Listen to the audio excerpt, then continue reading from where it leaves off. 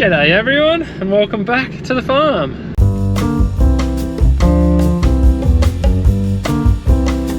Righty-o everyone, how are we? Coming to you late today because me and Dad have just been in with the lawyer for quite a period of time today, doing land transfer things and succession things and all sorts of stuff that's above my pay grade. But anyway, we're all getting organised now. Dad's heading around in the tractor, I'm going around in the ute. There's a road train coming this afternoon. We're going to start outloading out of one of our grain bags, sort of just over the hill over here. So we'll head around there and we'll show you guys the grain, the D-bagger. We'll get all connected up and hopefully we can load some truck. Don't know that was quite right, but anyway.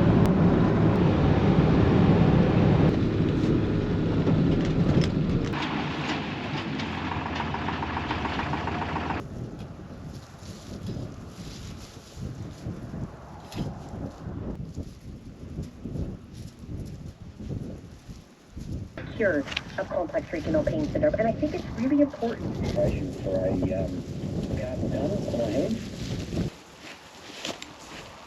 Well, you reckon it's got too much mud on the bottom? Oh yeah.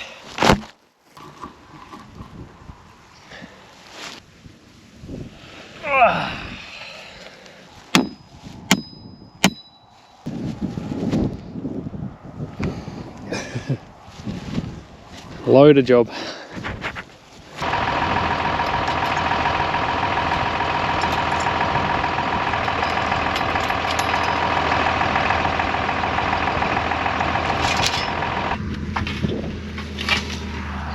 Wouldn't be offended if our barley looked like that at the end of the year.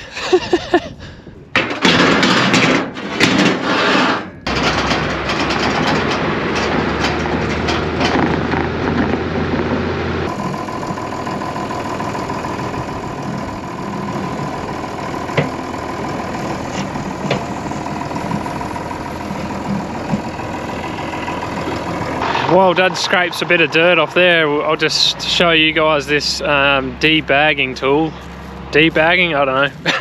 Is that what you call it? That's what I call it.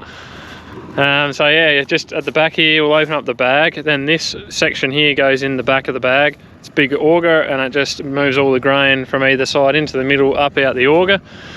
This long shaft here, this will change direction, and we hook the bag over there and it rolls and it pulls the bag in as that's going back into the grain in the bag. So you'll see it when we get it all connected, but it's fairly simple and it does a really good job.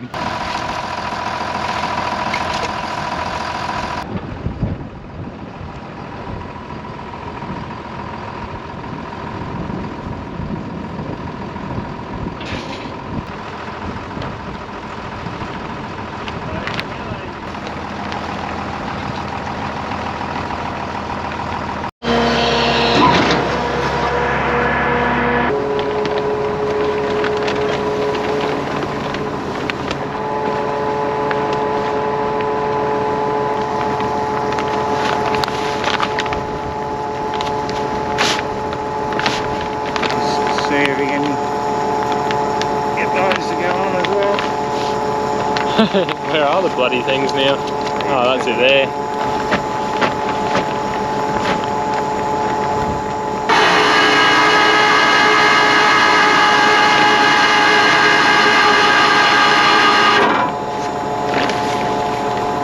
That's as far as I'll take it at the moment anyway. Yeah, I was going to say, I think it's pulling fairly tight on the bottom now, is it? Yeah. Now once it's going, that bottom of that auger bulges in, you can see that pushing hard on the bottom.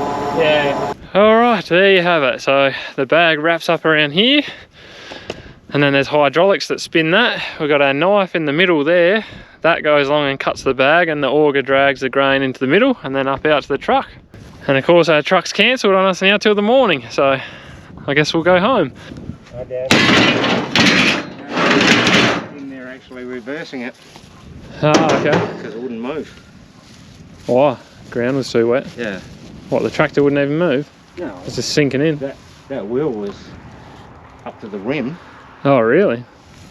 Yeah, right. I actually had to lift the machine because I was worried it was going to Yeah. be too low on the on the bag.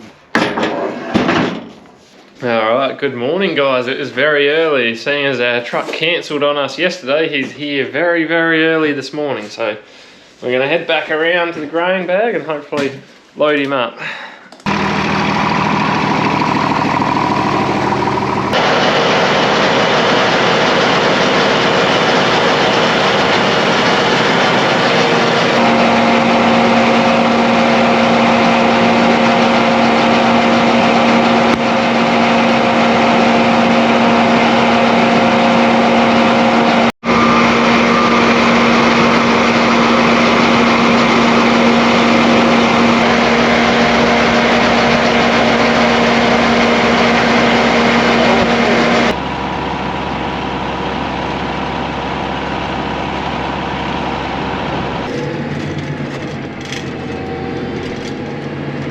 Yes, currently I am in the tractor because the truck is stuck in the paddock.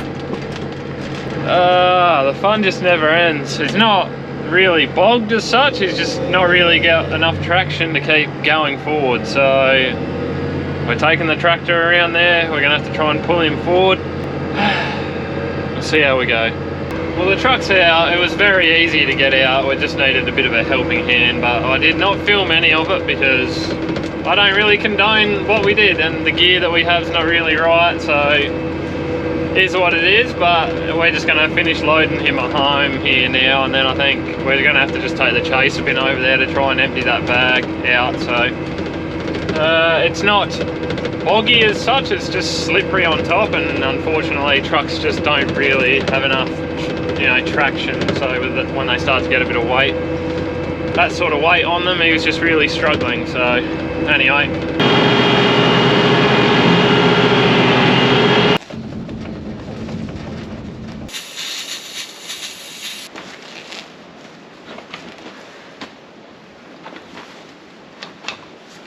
alright, this chaser bin should be ready to go back around there. I think when the truck comes back in, when he comes back, he's just going to disconnect one trailer and we'll just load him one at a time. But we do have a hard track just over the other side of the fence, which we drive through to get through to the non-arable country. So we can use that as well. It just means he's going to have to turn around in the paddock of wheat next door, which I want to avoid. But anyway, so yeah, I don't know. I think I spoke about this in another video earlier in the year, and it's like keeping all this barley on farm is great, and like the price that we're getting for it at the moment is really, really good. It's probably like $40 to $50 above what the current price of barley is through the grain handling system. So in many respects it really is worth it, but it's just how much of this sort of stuff do you want to deal with through the year? That's the thing, you know. You're kind of double handling and then you end up with problems like this. And anyway, it is what it is. We'll get them loaded and we'll enjoy seeing the money coming in. Plus, we are not the ones to freight it anywhere, which is also a big thing. Like if we were paying freight it to a silo or somewhere, we're going to be up for nearly $20 per tonne. So, and we're not running our own truck to freight it anywhere. It's all on the people who have bought it. So that's another bonus.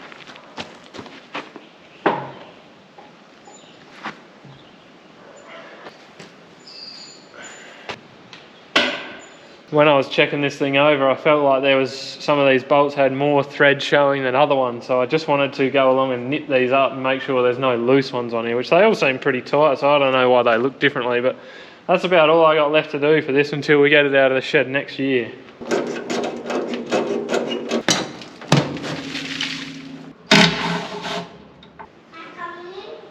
Yeah, come on in.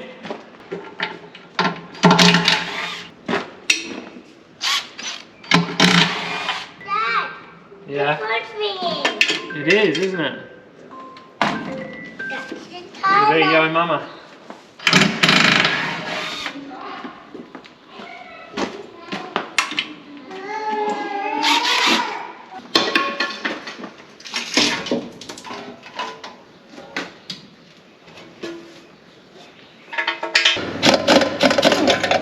Well, that came off easily. I was expecting a fight.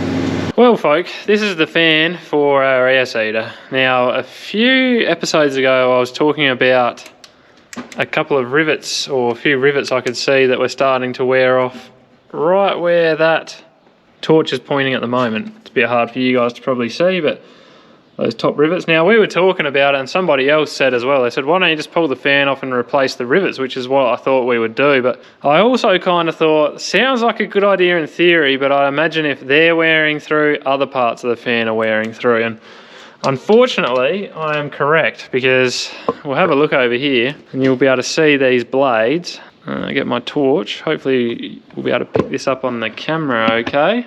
So I'm not sure whether you can see that. You should be able to, but you can see that blade there is it's wearing through, and it's starting to crack down along there where my seal pick is going.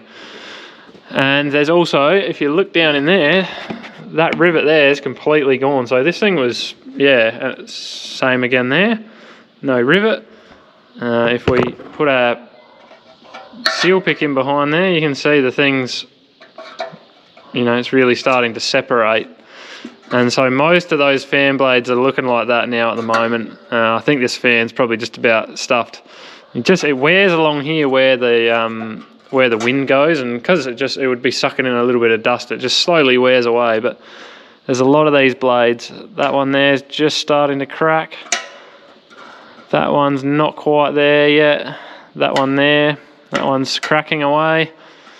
That one's just starting, so this fan's toast. I think I'll get the old man over and we'll have another look at it, but I think she's due for a new one. It was one of those things when I was looking at it, I was like, oh, am I being a little bit over the top? Yeah, like they're wearing off, but the rivets are all still there. Well, I'm really happy now that I've pulled this apart, because I've been able to see a lot more in here that I couldn't see when it was together. So it's better to find these problems now than when you're in the middle of seating, so that's a good thing. So I did already price up a new fan on this when I was in getting some other parts organised for it, and I'll give you guys a guess. What do you reckon the fans were? It's one of those things where it could be just completely ridiculous, or you go, hey, not too bad. But I've given you enough time now. I think it was about $800 from memory, so it's not completely ridiculous. I probably wouldn't have been surprised if they said it was worth $2,000, knowing what a lot of these machinery companies and that charge, but I thought $800 for a new one's not too bad, somewhere around there anyway. Wowzers. Okay. So for any of you regular watchers, I know I said a few episodes ago when I was working on that Sunday afternoon that hopefully there won't be too much to do to this thing this year. Well, I spoke way too soon. We got that fan drama there, and I was looking around and I could see one of these kingpin bushes down the bottom here was half sticking out the bottom, and yeah, she's absolutely stuffed. And I had the worst time you could imagine getting that bottom kingpin out. I ended up getting an angle grinder in there, cutting it, and then I had to get the old gas axe, the oxy, up in there, and yeah, started cutting it out. It was an absolute disaster. So we're just waiting on some bits and pieces for this at the moment. But yeah, it's a bit of a saga. There's a bit to do. But that's the joys. That's the joys of owning second-hand equipment. You got to fix it when it breaks, which it inevitably will. Now, it seems like our truck has bailed on us again this afternoon. He hasn't bailed, just with what happened this morning, he's going to get back too late, so I think we're going to load him in the morning again at about 7 o'clock in the frigid weather, because there's nothing better than doing it when it's about 2 degrees outside. Alright, we're going to take this thing around now and fill it up for the morning. It will just speed up the loading process in the morning, and also if we're going to have any trouble in the paddock again, at least we can just keep him out the way somewhere. Barley's looking gorgeous. Just about getting to the point where you can't even see last year's stubble.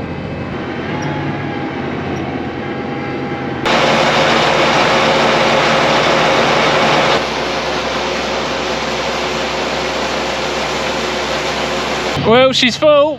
I feel like it's the wrong time of year. I feel like it's harvest time driving around with a chaser bin full of barley.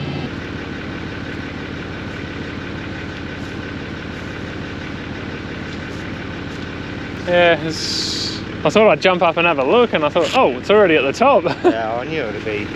Usually only move on the third time. Yeah. It's full. Yeah. Well, good morning, folk, and happy Saturday. It's like deja vu. Let's go and see if we can load a truck without getting bogged this time.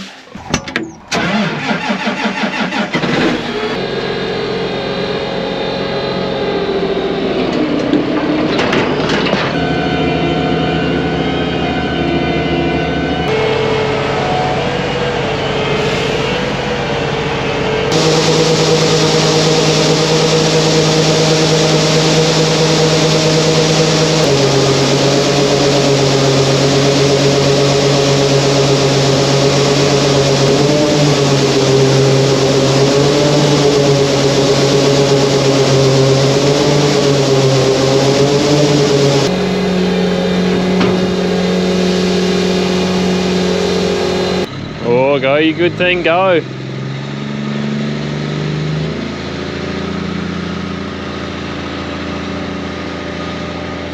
Singles are the way to go.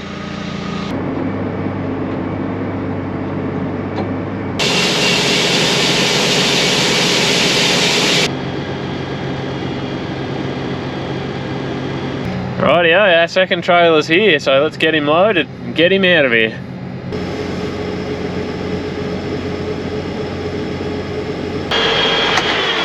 Done, gone, successful. So I'm just having a look at this wheat because I've got to spray this, but the crop has to be at the 5-leaf stage, which I'd say that is well and truly. There's way more than 5 leaves on most of that, but then you get a guy like that one there, and he's only about 3 leaves. What are you doing? Good morning. Good morning. You coming to see me? You come and say good morning. Yeah. We've been out loading a truck this morning. Which one was it? Oh, it was not our truck. It was someone else's. How are you this morning anyway, darling? Good. Good? You having some brekkie? Yeah. What are you having? It's porridge. You having porridge? Yeah. Yum. But no blueberries or sultanas. Ah, okay. Alright guys, it is a Saturday morning, a lovely Saturday morning at that, so I'm going to leave this video here, spend a bit of time with the family this afternoon. Now, YouTube still tells me that over 50% of you guys who watch this channel are not subscribed, so if you're not, please consider subscribing. That really helps me out. It's better than it was. It used to be like over 70%, so that's a lot better, but thanks again for stopping by. I'd love to see you again next time. Have a good one.